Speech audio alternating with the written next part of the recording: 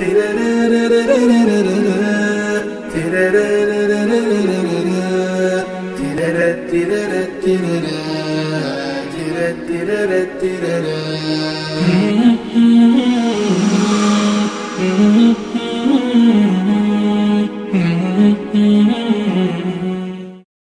الله الرحمن الرحیم.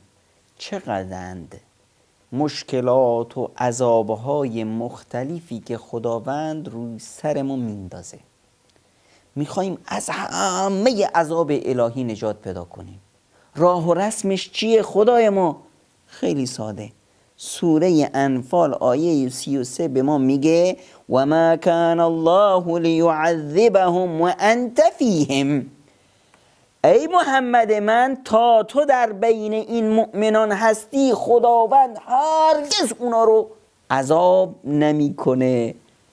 راه و رسم اینی که پیامبر رو بیاریم تو خونه خودمون اینه که سیرت پیامبر رو بشناسیم، شیوه زندگیش رو بشناسیم. لقد کان لکم فی رسول الله اسوة حسنه. خداوند در پیامبر خودش برای ما یک الگوی نیکو قرار داده. پیامبر رو ببینیم، با سنتش و سیرتش ازش فتوکاپی بگیریم، خودمون بشیم مثل پیامبر در رفتار و در کردار و در همه سلوکمون.